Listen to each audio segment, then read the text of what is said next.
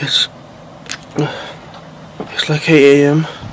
We're in London, and I got woken up with this sound of a freaking, you know what, a freaking blizzard. There's a blizzard going on right now.